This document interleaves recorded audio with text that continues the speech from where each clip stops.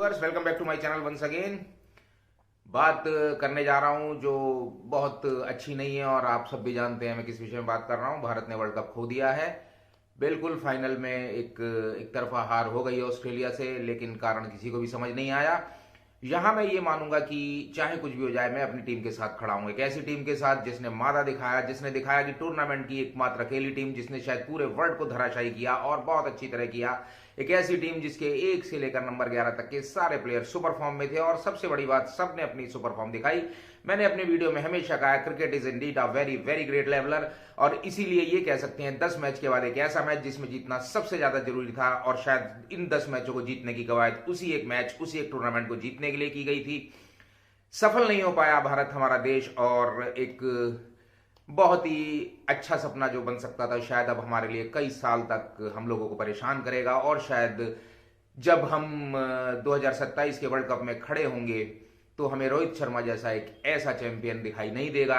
जहां तक मेरा ख्याल है रिटायरमेंट उनका हो जाएगा, जिसके लिए वर्ल्ड कप जीतना सबसे जरूरी था। और शायद मुझे सबसे ज्यादा अफसोस भी ऐसे ही खिलाड़ी और उसका अपने कप्तान के लिए हुआ, जो हर तरह से डिजर्विंग था, जिसने अपनी टीम को एक बहुत महत्वपूर्ण शुरुआत हर मैच में दिलाई, अपनी टीम को अकेले फ्रंट पर लीड किया और उसके बाद एक बहुत बड़ी चैंपियन टीम बनाया।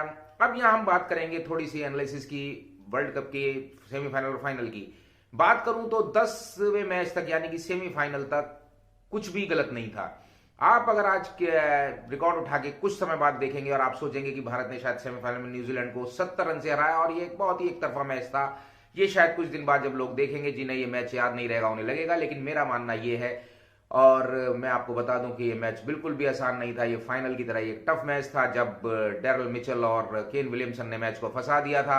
एक बहुत अच्छी साझेदारी हो रही थी और शायद ऐसा लग रहा था कि अगर ये दोनों आज आउट नहीं हुए तो इस मैच को निकाल ले जाएंगे और 400 रन का आंकड़ा पार कर देंगे।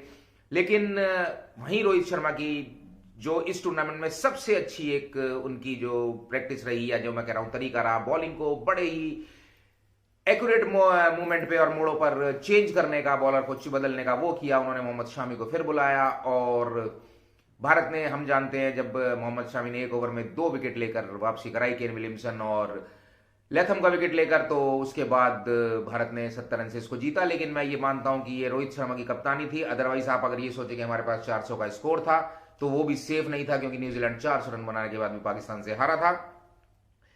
कमोबेश यही शायद अपनी खूबी रोहित शर्मा दोहरा नहीं पाए, या जैसे मैं कहता हूं कि एक लक होता है क्रिकेट में किसी भी टीम का, और वो लक शायद उस दिन भारत के साथ नहीं था, तो हर चीज गलत होती चली गई। सबसे पहले मैं हल्का सा यहां पर थोड़ा सा दोष दूंगा रोहित शर्मा को। मैं उनके साथ खड़ा हूं, मैं फिर बोल रहा हूं, बहुत अच्छे कैप्टन है, बहुत अच्छा प्लेयर है।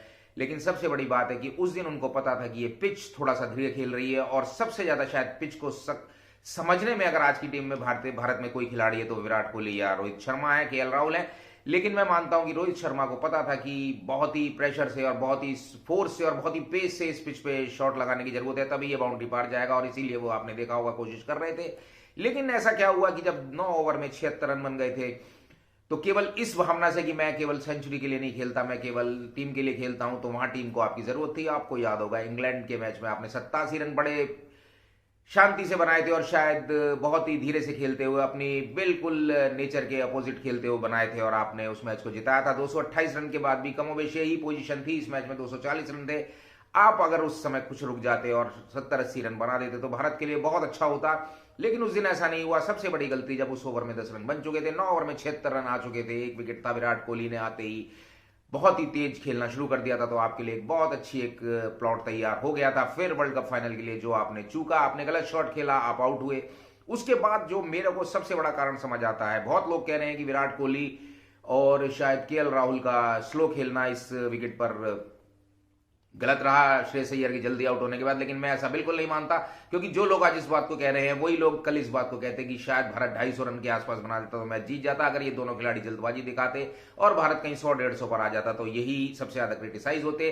केएल राहुल वो है जो इस टूर्नामेंट में 62 बॉल पे भारत की तरफ से सबसे तेज सेंचुरी लगा चुका है। हम जानते हैं सेमीफाइनल में भी 19 बॉलों पर वो 40 रन की पारी थी, तो बहुत एक अच्छी इनिंग उन्होंने खेली, और कई इनिंग उन्होंने बहुत अच्छी खेली। तो केएल राहुल को हम ये सोचेंगे वो स्लो खेलते हैं, और जब से उन्होंने चैंपियंस एशिया कप में वापसी की है, तब से मेरा मानना है कि उनसे बढ़िया प्लेयर, उनसे अच्छी फॉर्म किसी की नहीं दिखाई दे रही है। जब प्लेयर एक इंजरी के बाद कमबैक करता है, तो यहां उन दोनों को दोष देना बिल्कुल बेकार है, बिल्कुल अपने अकॉर्डिंग, अपनी सिचुएशन के अकॉर्डिंग वो खेले। उन्हें पता था कि शायद अगर हम दोनों 40 ओवर तक जम जाते हैं तो उसके बाद हम 10 ओवर में बहुत अच्छा कर सकते हैं, और 300 का ही स्कोर भारत को चाहिए था, जो अनफॉर्चुनेटली हमको नहीं मिल सका।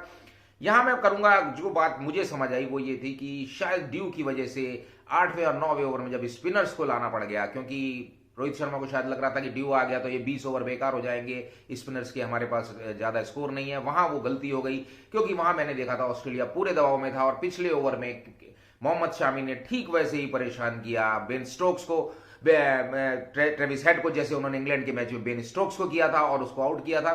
तो ऐसे ही ट्रेविस हेड भी बार बार बीट हो रहे थे, लेग स्टंप की तरफ वो शॉट खेलने जा रहे थे, बॉल कभी भी स्टंप्स के बाजू से निकल रही थी, कभी ऊपर से निकल रही थी, कभी बहुत नैरो मार्जिन से निकल रही थी। तो शायद अगर उस समय स्पिनर्स को ना लगा के बुमराह, जो बिल्कुल 2 विकेट लेकर आग उगल रहे थे, और मोहम्मद शामी से उस समय एक एक ओवर और करा लिया जाता, तो डेफिनेटली मेरे हिसाब से 1 विकेट आ सकता था, और केवल 1 विकेट का खेल था, चाहे वो ट्रेविस हेड होते, चाहे लेबुशैन होते। उसके बाद चाहे मैक्सवेल ने बहुत अच्छी इनिंग, एक आउटस्टैंडिंग, एक अल्टीमेट, एक बहुत अच्छी इनिंग खेली, लेकिन सिचुएशन वो नहीं थी कि वो हर इनिंग में 200 रन बना देते।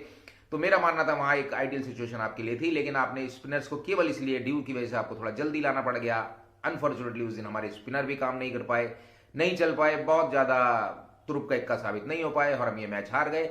लेकिन फिर भी हमारा ये मानना है कि हमें अपनी टीम को चेयर अप करना है। हमारी एक ऐसी टीम है जो इस टूर्नामेंट में, जिसने इस टूर्नामेंट के चैंपियन को हराने के साथ ही इस टूर्नामेंट के साथ शुरुआत की थी।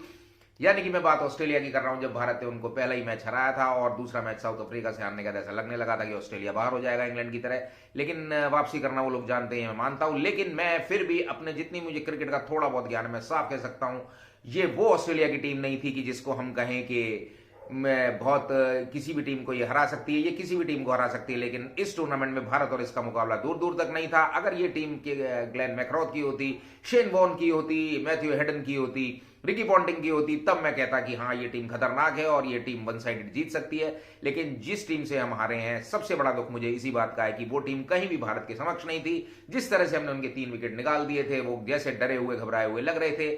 बहुत कम लोगों ने उनकी बॉडी लैंग्वेज पकड़ी होगी, जब 240 रन बनाने के बाद वो इनिंग्स ब्रेक हो रहा था और वो पवेलियन जा रहे थे, तो कोई भी ऑस्ट्रेलिया का खिलाड़ी ऐसा नहीं लग रहा था जिसके फेस पे ये लगा हो कि हम इस स्कोर को चेस कर देंगे। शायद भारत की दहशत थी और भारत का डर था।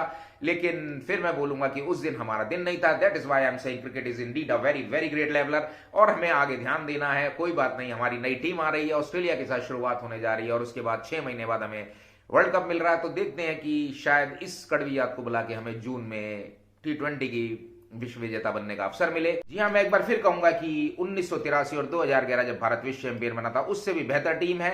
तो मैं तो अपनी टीम के साथ खड़ा हूं, मैं अपनी विश्व विजेता टीम के साथ खड़ा हूं। आपसे भी ऐसा करने की गुजारिश करूंगा, और कहूंगा कि एक कोई बुरा दिन कभी भी किसी टीम को खराब नहीं बनाता। हमें वो 10 मैच याद रखने चाहिए। हमें भारत का एक बिल्कुल ही मेमोरेबल प्रदर्शन कभी नहीं भूलना चाहिए अपने जीवन में। और इसी सब बातों के साथ आज का वीडियो खत्म करता हूं। क्रिकेट की खबरों के साथ जुड़ेंगे। आज के लिए इतना ही। आप सबकी रात्रि शुभ हो, आपका दिन शुभ हो। बहुत बहुत नमस्कार।